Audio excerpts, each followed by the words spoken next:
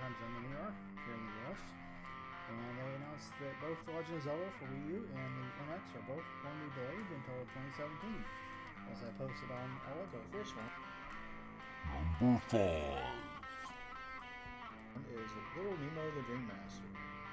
Now, by the look of the box art of the game, so let me tell you a little bit about golf. Golf is a sports simulation video game released in 1984 for the NES. Hey everybody, this is Jeff here of NVG Games, back from our episode of the Ncast, our live weekly Nintendo podcast. This is episode 14, the Super Mario Bros. Podcast. Super Mario Bros. Is a platform video game developed and published by Nintendo as a pseudo-sequel to the 1983 game Mario Bros. It was originally released in Japan for the Family Computer, or Famicom, on September 13th, 1985. And later that year for the Nintendo Entertainment System in North America and Europe on May 15th, 1987, and Australia later in 1987. It is the first of the Super Mario series of games. In Super Mario Bros., the player controls Mario, and in a two-player game, the second player controls Mario's brother Luigi as he travels through the Mushroom Kingdom in order to rescue Princess Toadstool from the antagonist Bowser. In 2005, IGN's poll named the pioneering and highly influential title as the greatest game of all time, considering it to have aided in resurrecting the crashed American video game market of the 1980s. The game's mid-1980s release served to further popularize the side-scrolling subgenre of the already popular platform video game genre of the early 1980s. In addition to its definitive features, the game has also sold enormously well. It was the best-selling game of all time for a single platform for approximately 3 decades at over 40 million units until Nintendo's Wii Sports took that title. The commercial success of Super Mario Bros. Has caused it to be ported to almost every one of Nintendo's major gaming consoles. Nintendo released special red variants of the Wii and Nintendo DS-i XL consoles and repackaged Mario-themed limited edition bundles in late 2010 as part of the 25th anniversary of the game's release. The player takes on the role of the main protagonist of the series, Mario. Mario's younger brother Luigi is only playable by the second player in the game's multiplayer mode, and assumes the same plot role and functionality as Mario. The objective is to race through the Mushroom Kingdom, survive the main antagonist Bowser's forces, and save Princess Toadstool. The player moves from the left side of the screen to the right side in order to reach the flagpole at the end of each level. The game world has coins scattered around it for Mario to collect, and special bricks marked with a question mark, which, when hit from below by Mario, may reveal more coins or a special item. Other secret, often invisible bricks may contain more coins or rare items. If the player gains a red and yellow super mushroom, Mario grows to double his size and can take 1 extra hit from most enemies and obstacles, in addition to being able to break bricks above him. Players are given a certain number of lives and may gain additional lives by picking up green and orange 1-up mushrooms, collecting 100 coins, defeating several enemies in a row of a Koopa shell, or bouncing on enemies successfully without touching the ground. 1 life is lost when Mario takes damage while small, falls in a pit, or runs out of time. The game ends when all lives are lost. Super Mario Bros. Was developed by Nintendo R&D 4. It's published by Nintendo, of course, directed, produced, and designed by Shigeru Miyamoto. Also designing the game was Takashi Tezuka, and the game was programmed by Toshihiko Nakago and Kazuaki Morita, and of course composed by Koji Kondo. It's part of the Super Mario series, of course, and its original platform of release was the NES or Famicom, and as mentioned, it was released on September 13th, 1985. It's a platform game and it has single player and multiplayer modes.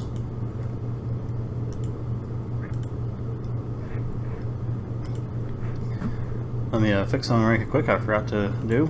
Sorry about that. Just bear with me a moment.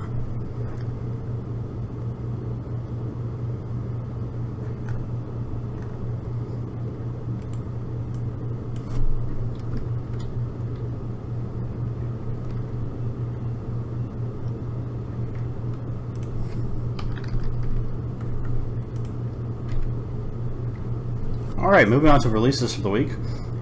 Coming up this week for Wii U on July 12th, we have Tumblestone in North America.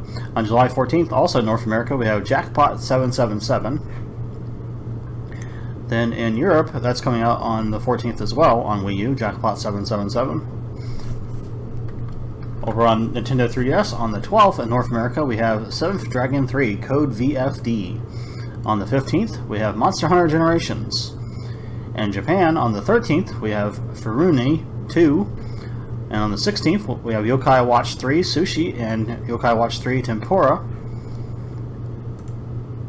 And then in Europe, on the 15th, we have Disney Art Academy and Monster Hunter Generations. Also coming out on the 15th, in North America at least, is the new Nintendo 3DS XL, the Monster Hunter Generations Edition. That's going to be available for about $200, so $199.99. And I don't think it comes with a game, so it's just the custom themed system. Usually Nintendo lately has not been doing the actual games included with their themes 3DSs. I don't know why. That's kind of annoying, I think, but nonetheless, it is what it is, I guess, right? So now we're going to move on for news of the week.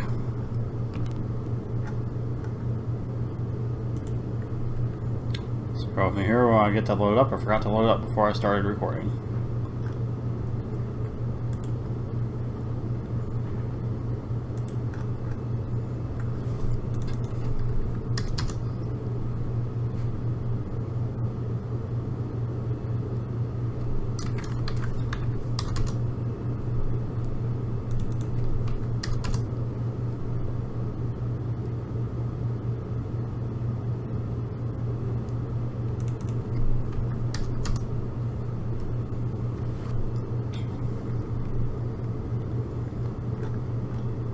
Alright, sorry about that.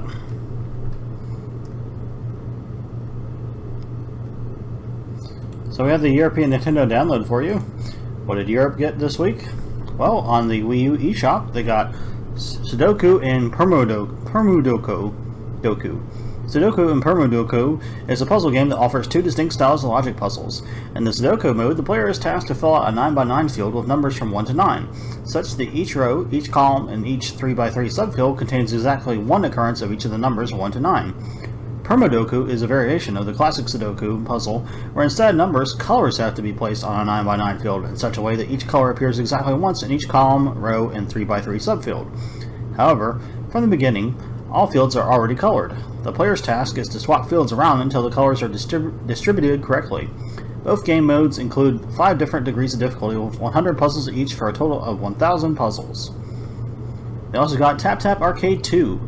Endless fun high-score chasers, bundle of 2. Skeezy is a simple, addictive high-score chaser set in the Winter Wonderland. Slide down the White Mountains, avoiding the trees as you rack up a high score. Bundle up, it's cold. Also includes an exclusive all-new adventure, Volcano. Watch out for the lava chasing after you. They got sales on the Wii U for Splatoon and Steel Rivals. And there's permanent price drops for Barbie and Her Sister's Puppy Rescue, Kung Fu Panda Showdown of Legendary Legends, Monster High New Ghoul in School, and Nova-111. Or 111 if you prefer, or 111, however it's considered to be pronounced. On the 3DS for DLC, they got some new DLC for Fire Emblem Fates. There's the Ballistician Blitz. You might remember the general layout of Ballistician Blitz from the wooden cavalry stage in Fire Emblem Shadow Dragon. Nowhere to stay from their relentless volleys, so speed is the key. We also got a gift from Anna. Normally, I would never part with anything so precious as a sighting lens or Witch's Mask for free, but because you're such a good customer, I'm making an exception this once. You only get one though, so choose wisely. I also got a new video for Nintendo 3DS, and this is Professor Layton and the Eternal Diva. Professor Layton, true English gentleman and the world's greatest amateur super sleuth, embarks on his most daring adventure yet when he receives a letter from his old student, the famous opera diva Janice Quatlin. She is to perform at the legendary Crown Patone Opera House and invites him to attend as her special guest. Meanwhile, a spate of disappearances hits London. 2 young schoolgirls are the latest victims, and the professor suspects it's related to the mysterious occurrences at the theater. The professor and his loyal assistant Luke travel to the opera house to solve their toughest puzzle yet, the mystery of eternal life. I also got some 3DS home themes. These just came out on Friday. There's a theme called the 2D Dream Fever Polyphonic Branch theme. The electronic diva Hatsune Miku now appearing as a Nintendo 3DS theme. We got Happy Synthesizer / Easy Pop. This theme features a Vocaloid techno pop song which is sure to get you excited and happy. They got the Love Trial / 40MP theme.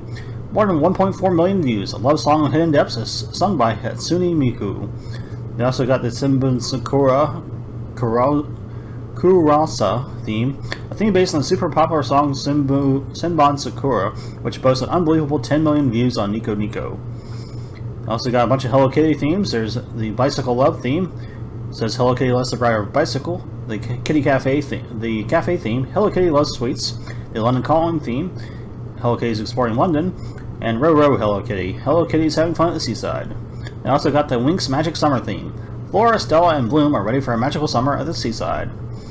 Also got sales on Nintendo 3DS for Castle Conqueror Defender, Dan McFlock's Headhunter, Fantasy Pirates, Glory of Generals of the Pacific, Karaos, The Beast of Re-Eden, Mercenaries Saga 2, RB7 My Drone, Toys vs. Monsters, and Van Helsing Sniper ZX100.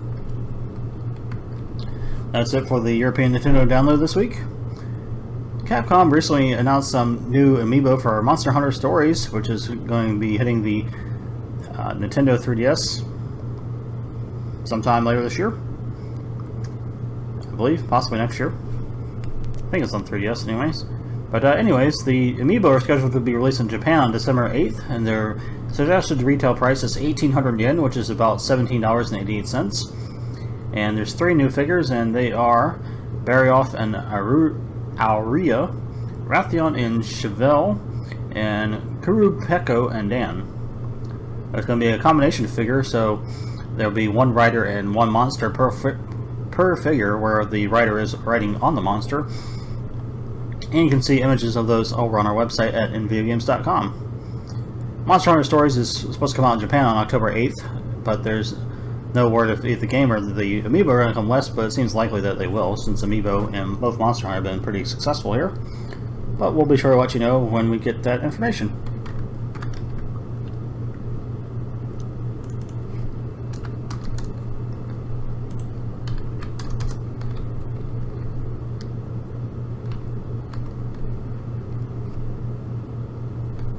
Just making sure my video didn't freeze up on there. Sometimes that happens.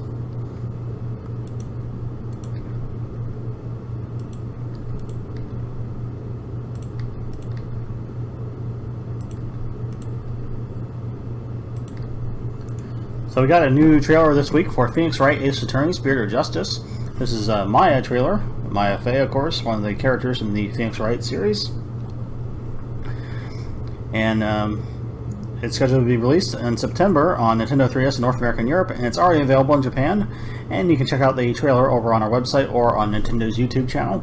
And you can visit our archives for more on the game as well. We also have the updated English logo on our website as well.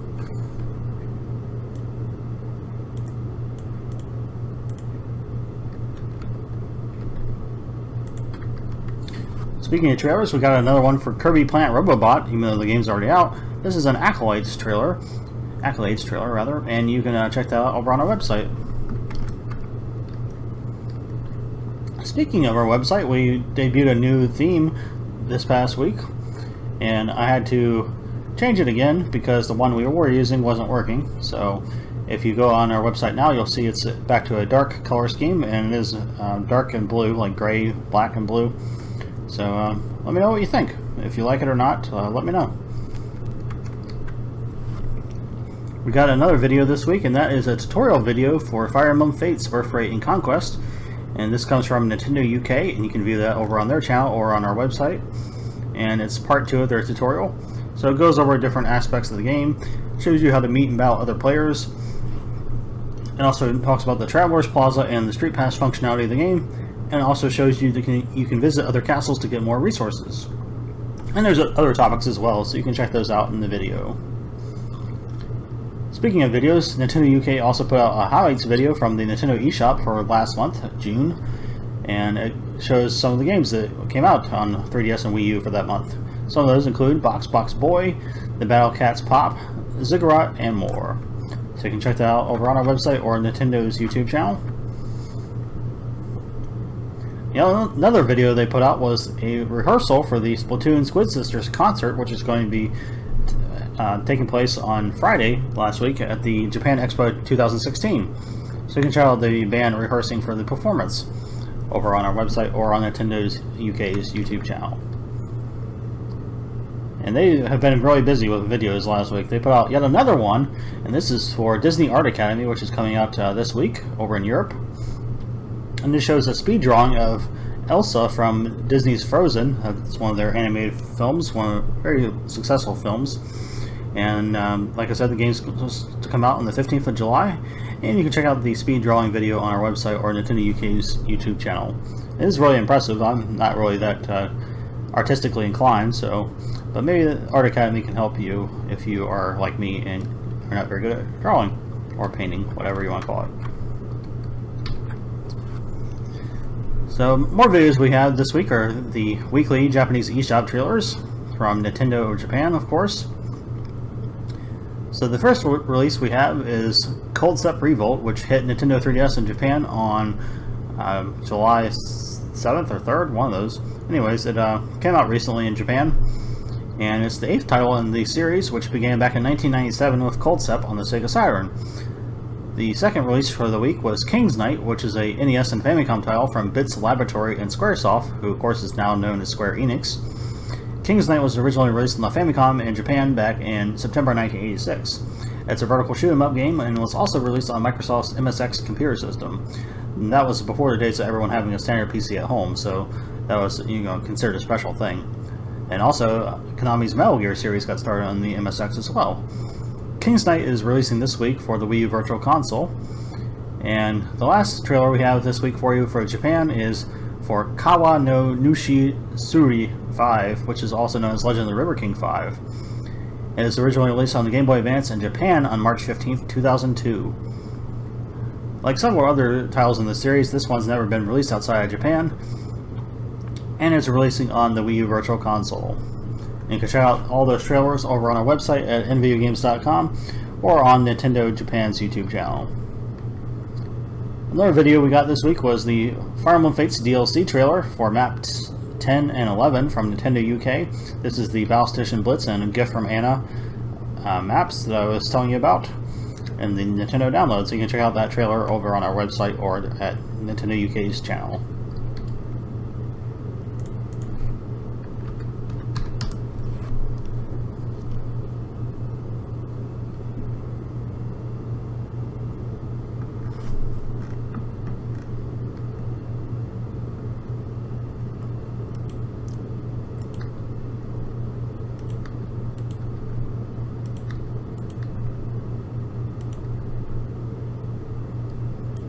So we got the North America Nintendo download for you. What did North America get this week? Well, on the Wii U Virtual Console, we got Baseball Simulator 1000. Originally released for the NES, this fun baseball game lets you play a full-length season with 6 teams in a race for the pennant. You can even auto-stimulate the game and edit your team's players. And if you're tired of the traditional baseball dynamics, use Ultra Plays to make your pitches disappear, make your hits explode, or knock down opposing fielders. We also got Flying Dragon, the Secret Scroll. Set off on a journey to complete the mystical Mandara seal and activate its magical powers in this NES action game. Face tough challengers and use 6 different types of fighting techniques to your advantage. Work your way to the World Tournament and defend the world from the Legions of Darkness. On the Wii U eShop, we got sales for Hold Your Fire, a game about responsibility, Explodey Bomb, Color Zen, My Style Studio Hair Salon, Totem Topple, Gardenscapes, Murder on the Titanic, miscellaneous titles from Join Dots, and miscellaneous titles from Cypronia. Other Wii U releases this week include Steel Lords and Tap Tap Arcade 2. On the 3DS Virtual Console, we got Legend of the Mystical Ninja, which originally released on the Super Nintendo, and the Super NES Classic. Take control of Kid Ying and Dr. Yang in an action-adventure through feudal Japan. Overcome 10 levels of the Dragon Beast to save Princess Yuki, battling through stages of intense 3D and 2D zones filled with zany characters and fun minigames. On the Nintendo 3DS, we got home themes for The Legend of Dark Witch 2. There is the Rudy theme, the Solo theme, and the Zizao theme. On the 3DS eShop, we have sales for Mercenary Saga 2, Glory of Generals of the Pacific, Dan McFox Headhunter, Gardenscapes, Murder on the Titanic, and miscellaneous titles from Join Dots and Circle Entertainment. And that is it for the North American Nintendo download this week. So Nintendo and the Pokemon Company have revealed another new Pokemon for Pokemon Sun and Moon.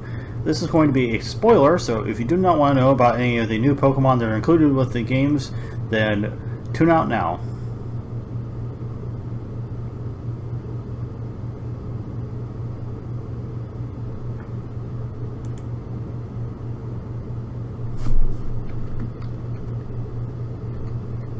Okay, if you haven't tuned out now, I'm getting ready to talk about one of the new Pokemon that's been revealed for Pokemon Sun and Moon. It's such a spoiler, so we're going to talk about it now.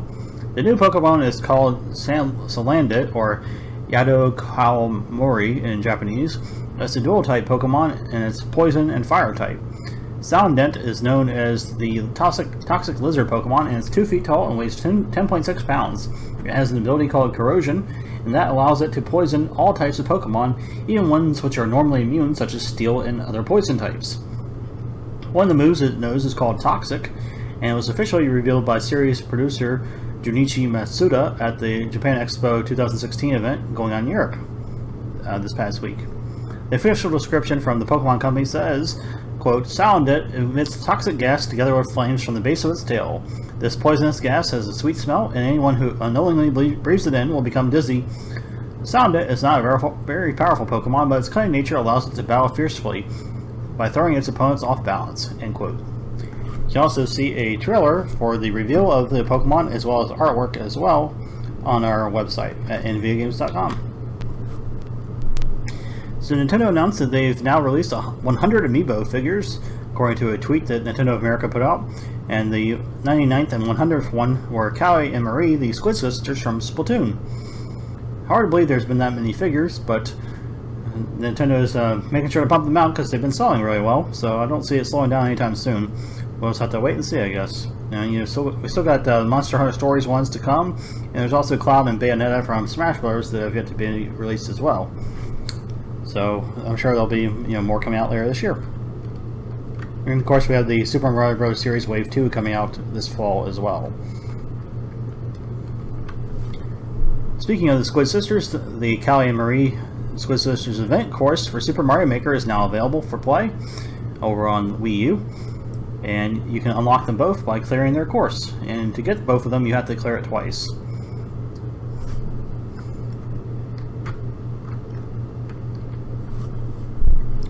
So Pokemon Go was finally released in many different countries this past week. That's the mobile augmented reality game from Niantic Labs and Nintendo and the Pokemon Company, kind of a collaboration of sorts. Mostly by Niantic Labs. I think they did the main development of the game. But anyways, it has increased Nintendo's stock price big time. Nintendo's stock in Japan, which is the symbol NTDOY, is at the highest it's been all year so far in 2016 at $20.73 per share. It's up 10.21% and almost $2 per share, which is a really big jump. This is also the highest it's been since October 2015 when the stock was over $24 per share. While that's pretty impressive, the numbers are still well short of their all-time high of $76.87 per share, which is the price of the stock back in late 2007. That was, of course, done on the basis of the success of the Wii, which went on to become one of the best-selling home consoles of all time, only behind the PS1 and PS2 in terms of sales. Will Nintendo stock ever see that high of a price again? It's hard to say. Probably not, unless they can come up with a really big success like Wii was, maybe with a system or a series of systems in order to achieve that. But it's still good to see them doing well, at least in the short term. So speaking of the Amiibo I talked about a little bit earlier, the Super Mario Amiibo series is getting some reprints, according to a recent CPSIA filing from Nintendo. And there's been 3 figures listed for certification, and those are Mario, Toad, and Bowser. It remains to be seen if any of the other Super Mario series Wave 1 figures will be re-released or not. But Wave 2 will be coming in November, so maybe they'll be released then along with the new Wave. Or maybe before then to get people excited for Wave 2. We'll just have to wait and see. So you can check out an image showing the filings over on our website at nvgames.com, and you can check out the filings for yourself if you would like on Nintendo's website at nintendo.com. So that is going to do it for this week for the Ncast, or live weekly Nintendo podcasts. We'll be back on this coming Saturday for another episode, probably, unless I have more family stuff going on. I don't expect to have anything going on, but we shall see. So anyways, thanks for tuning in. Thanks for watching. You can check us out on Facebook at facebook.com/nvideogaming or on Twitter at twitter.com/nvideogames. And you can check us out on the web at nvideogames.com for Nintendo news, screenshots, trailers, and lots more good stuff like that. And don't forget, you can subscribe to us here on YouTube. We post videos throughout the week, as well as recorded versions of our live streams from Twitch, if you can't make the live versions. So again, thanks for tuning in, thanks for watching, and we'll see you next time. Game on.